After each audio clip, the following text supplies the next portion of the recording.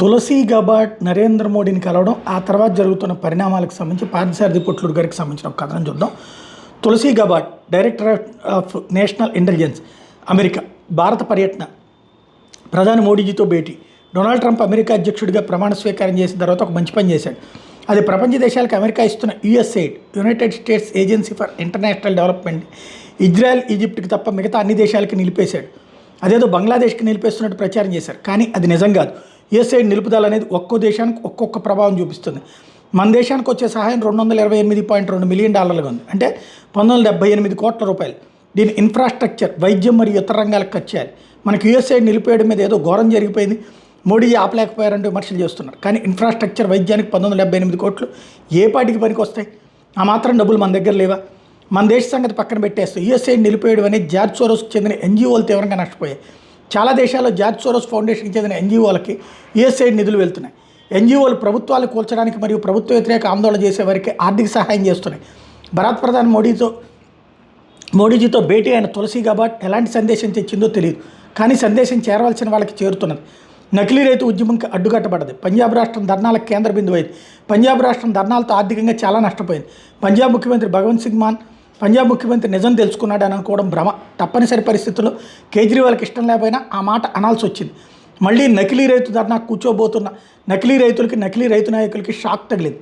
పంజాబ్ పోలీసులు హర్యానా సరిహద్దుల వద్ద ఉన్న శంభు అనే ప్రదేశం వద్ద ఉన్న ధర్నా కోసం ఉద్దేశించిన స్టేజీ, టెంట్లు, జనరేటర్, చిన్నపాటి గోడౌన్లని బుల్డోజర్లతో నేలమట్టం చేసేశారు. ఇటు ఢిల్లీ, అటు హర్యానాలో బీజేపీ ప్రభుత్వాలు ఉండటంతో భారం మొత్తం పంజాబ్ మీద పడడంతో విధిలేక నకిలీ రైతు నాయకులను అక్కడి నుండి తరలించి ఆ ప్రదేశాన్ని నేలమట్టం చేశారు. 2020 నుండి శంభు ప్రాంతం నకిలీ రైతు ధర్నాలకు కేంద్ర స్థానంగా ఉండొచ్చింది. కేజ్రీవాల్ ముఖ్యమంత్రిగా ఉన్ననాళ్ళు నకిలీ రైతు నాయకులకు ఆర్థికంగా సాయం చేయడమే కాక డీజిల్, పెట్రోలు, మందులు, మంచినీళ్లు, ఆహారం సరఫరా చేయడమే కాదు, తాత్కాలిక మీడియా పాయింట్ కూడా ఏర్పాటు చేశాడు. జార్జ్ సోరోస్ ఫండింగ్ చేశాడు. జార్జ్ ఫండింగ్ భారత్ మీడియాకే కాదు, సోకాళ్ళ అంతర్జాతీయ మీడియాకు కూడా చేశాడు.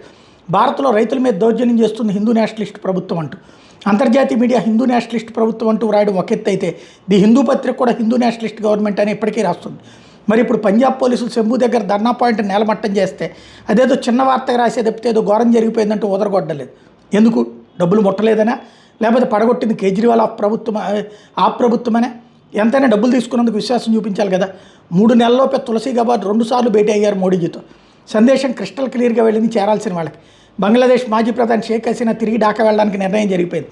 ఎప్పుడన్నదే తెలియాల్సి ఉంది. ఇప్పటికే ఢాకాలో షేక్ హసీనా మద్దతుదారులు స్వాగత ఏర్పాట్లు చేసుకున్నారు. హఫీజ్ సయీద్ మరణ వార్తని నేషనల్ మీడియా ధృవీకరించడం అయ్యింది. పాకిస్తాన్ సైన్యానికి పరిస్థితి అర్థమైనా జీర్ణించుకోలేకపోతుంది. కానీ జరిగేది జరగకమాందు. ఖలిస్తాన్ ఏర్పాటును ప్రోత్సహిస్తున్న కెనడా, పాకిస్తాన్లో పరిస్థితులు తారుమారయ్యాయి. సోరోస్ ఫండింగ్ని అడ్డుకుంటున్నారు. ఇక మిగిలింది లండన్ మాత్రమే. అఫ్కోర్స్ లండన్ నుండి నేరుగా నిధులు భారత్కి రాకుండా న్యూజిలాండ్ ద్వారా వస్తున్నాయి. న్యూజిలాండ్ ప్రధాని క్రిస్టోఫర్ లక్సన్ భారత్ పర్యటనకు వచ్చి వెళ్ళారు. ఇటీవల మోడీజీ ఢిల్లీలోని స్వామినారాయణ మందిరంకి మరియు అమృత్సర్లోని గోల్డెన్ టెంపుల్కి తీసుకెళ్లారు న్యూజిలాండ్ ప్రధాని. ఖలిస్తాన్ టెర్రరిస్టులు న్యూజిలాండ్ నుంచి పంపిస్తున్న నిధుల గురించి వివరంగా చెప్పారు మోడీ. లెఫ్ట్ లిబరాండ్లకి, ఆందోళన జీవులకి ఇక ముందు గడ్డు కాలమే. ₹1 కూడా అందదు నకిలీ ఎన్జిఓల నుండి. పాపం గంజాయి అక్కకి నా సానుభూతి. ఒక్క యూట్యూబ్ ఛానల్స్కే కాదు, పేరు గొప్ప అంతర్జాతీయ మీడియాకి కూడా గడ్డు కాలమే. విరాళాలు లేకుండా ఏ అంతర్జాతీయ మీడియా కూడా ఎక్కువ కాలం మనుగడలో ఉండలేవు. యుఎస్ఎయిడ్ని ట్రంప్ ఆపేయడం వెనక ఉన్న ఉద్దేశం ఆ డబ్బు పరోక్షంగా లెఫ్ట్ మీడియాకి వెళ్తూ ఉండటమే.